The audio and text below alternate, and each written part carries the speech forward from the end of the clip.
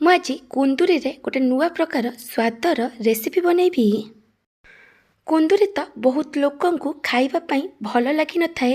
କୁନ୍ଦୁରିକୁ ଥରେ ଏମିତି ପ୍ରସ୍ତୁତ କରନ୍ତୁ, ଦେଖିବେ ସମସ୍ତଙ୍କୁ ବହୁତ ପସନ୍ଦ ଆସିବ। ପଖାଳ ଭାତ ହେଉ କି ଗରମ ଭାତ ହେଉ, କୁନ୍ଦୁରିର ଏହି ରେସିପି ସବୁଥିରେ ଖାଇବା ପାଇଁ ଭଲ ଲାଗିଥାଏ। ନମସ୍କାର, ଟ୍ୱିଙ୍କଲ୍ କିଚେନ୍କୁ ଆପଣମାନଙ୍କୁ ସ୍ୱାଗତ।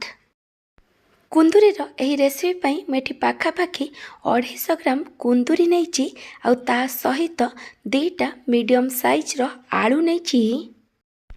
ଏବେ ଆମେ କୁନ୍ଦୁରିକୁ କାଟିବା। ପ୍ରଥମେ ଆମେ କୁନ୍ଦୁରିର ଉପରପଟ ମୁଣ୍ଡ ତଳପଟ ମୁଣ୍ଡକୁ କାଟିକି ବାହାର କରିଦେବା। ତାପରେ ମୁଁ କୁନ୍ଦୁରିକୁ ଏମିତି ମଝିରୁ ଦ୍ୱିଖଣ୍ଡ କରି କାଟିକି ନେଇଯାଇଛି। କୁନ୍ଦୁରି ଆଉ ଆଳୁର କ୍ୱାଣ୍ଟିଟି ଆପଣ ଆପଣଙ୍କ ହିସାବରେ କମ୍ ବେଶୀ କରିପାରିବେ। ଆଳୁ ଏଠି ଅପସନାଲ୍ ଅଛି।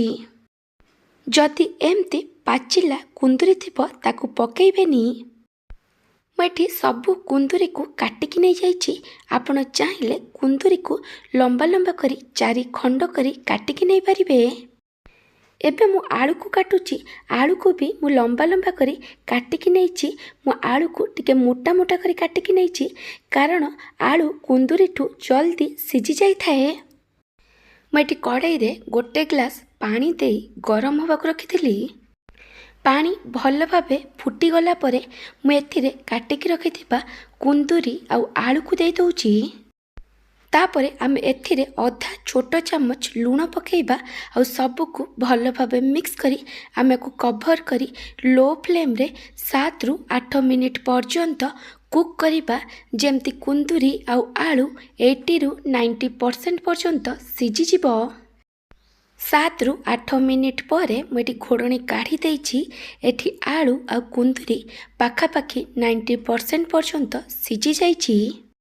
ଏବେ ଆମେ କୁନ୍ଦୁରି ଆଉ ଆଳୁକୁ ପାଣିରୁ ଛାଣିକି ଗୋଟେ ପ୍ଲେଟ୍ରେ କାଢ଼ିଦେବା।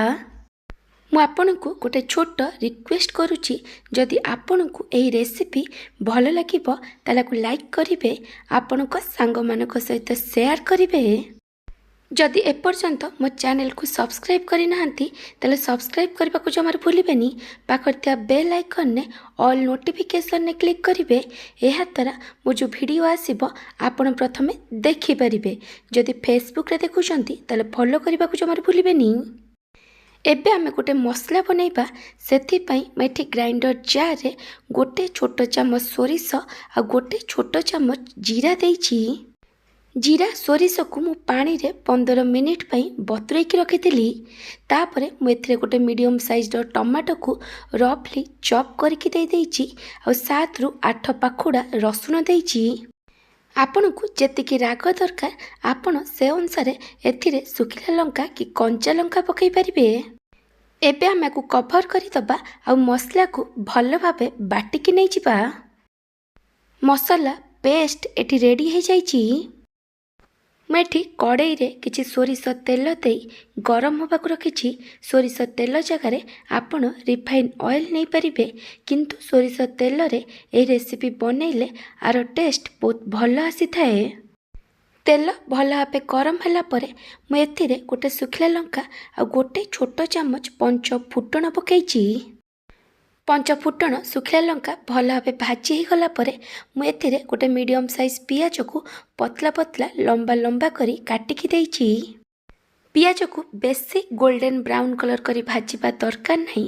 ପିଆଜ ଟିକେ ସଫ୍ଟ ହେଇ ଭାଜି ହୋଇଗଲା ପରେ ଆମେ ଏଥିରେ ସିଝେଇକି ରଖିଥିବା କୁନ୍ଦୁରି ଆଉ ଆଳୁକୁ ଦେଇଦେବା। ତାପରେ ମୁଁ ଏଥିରେ 1/3 ଟେବୁଲ୍ ସ୍ପୁନ୍ ହଳଦୀ ଗୁଣ୍ଡ ଆଉ ଲଙ୍କା ଗୁଣ୍ଡ ଦେଉଛି। ଆପଣଙ୍କୁ ଯେତିକି ରାଗ ଦରକାର ସେ ଅନୁସାରେ ଲଙ୍କା ଗୁଣ୍ଡ ପକାଇବେ। ତାପରେ ମୁଁ ଏଥିରେ ସ୍ୱାଦ ଅନୁସାରେ ଲୁଣ ପକାଇଛି। ଏବେ ଆମେ ସବୁକୁ ଭଲ ଭାବେ ମିକ୍ସ କରି ଆମକୁ ମିଡ଼ିୟମ୍ ଟୁ ହାଇ ଫ୍ଲେମ୍ରେ 1/2ରୁ 1 ମିନିଟ୍ ପର୍ଯ୍ୟନ୍ତ ଭାଜିବା। 1/2ରୁ 1 ମିନିଟ୍ ପରେ ଆମେ ଏଥିରେ ବାଟିକି ରଖିଥିବା ମସଲାକୁ ଦେଇଦେବା। ଏବେ ଆମେ ସବୁକୁ ଭଲ ଭାବେ ମିକ୍ସ କରି ଆମେ ଆକୁ ଲୋ ଫ୍ଲେମ୍ରେ 3ରୁ 4 ମିନିଟ୍ ପର୍ଯ୍ୟନ୍ତ କଷିବା, ଯେମିତି ମସଲାର କଞ୍ଚା ବାସ୍ନା ପଳାଇବ। ଆପଣ ଆକୁ ଅଧିକ ସମୟ କଷିବେନି, ନହେଲେ ମସଲା ପିତା ହୋଇଯିବ। तीन रु 4 मिनिट पर आम को कंटिन्यूअस गोले गोले मीडियम टू हाई फ्लेम रे भाजिबा जेमती भजा टिके खरिया ही भाजी हो भजा एटी भलसे खरिया ही भाजी जाइछि कुंदुरी आउ आलू भी एटी भलसे सिझी जाइछि।